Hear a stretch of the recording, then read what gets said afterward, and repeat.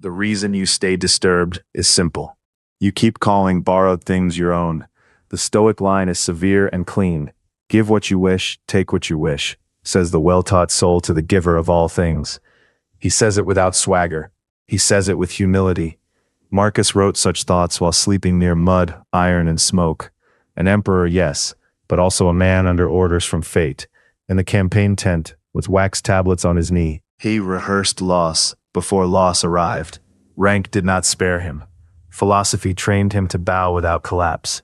Epictetus told his students the same truth from the far side of injury and slavery. A lame teacher on a plain stool could speak with more freedom than senators in silk. Why?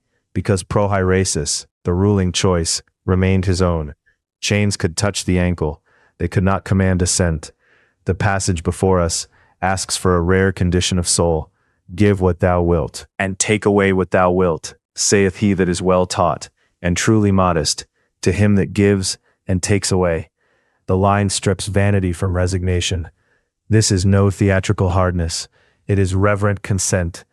Well taught means trained in the dichotomy of control until the lesson reaches the hands, the face, the pulse.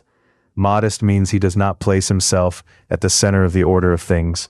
He receives wife, child, health, office, and breath as loans.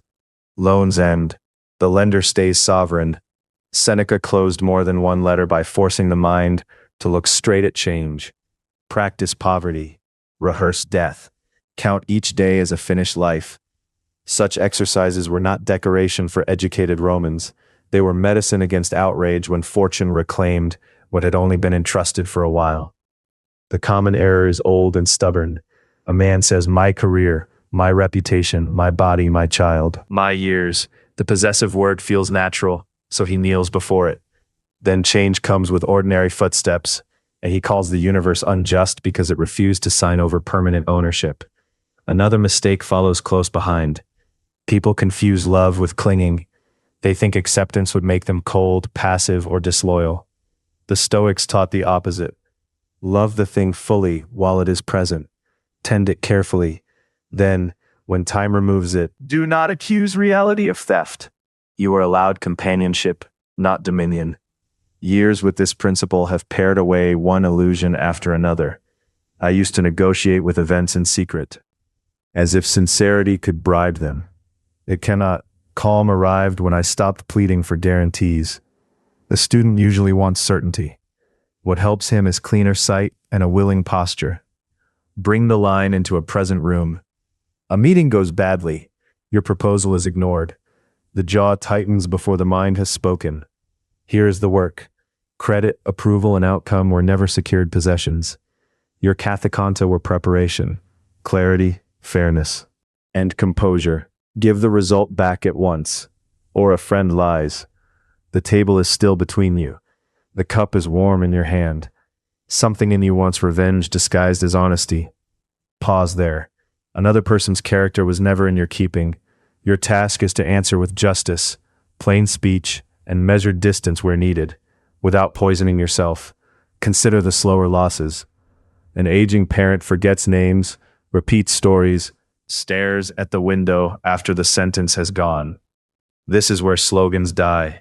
The room smells of medicine and old wool. Stoicism does not forbid tears.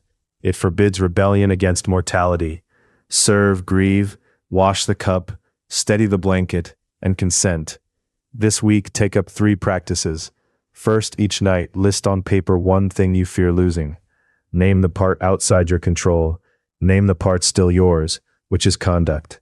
Second, each morning, hold a plain object in your palm for 10 breaths and call it borrowed.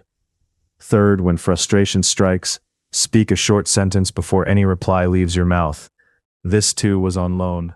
Fourth, copy one line from Marcus Aurelius' Meditations or from Epictetus and Enchiridion onto a wax-colored card or notebook page by hand. Slow writing disciplines the pulse. The hand tutors the mind. There are losses that split the chest. A death before farewell, public disgrace after a private error, betrayal by the one person you admitted past the gate. In such hours, the teaching does not feel noble. It feels austere and almost unbearable. Epictetus would ask where choice remains. Begin there. So the final posture is quiet. Give what thou wilt and take away what thou wilt. Said without defiance, said with love toward the order that lent this day. The lamp burns lower. The notebook closes. Which virtue did you betray today?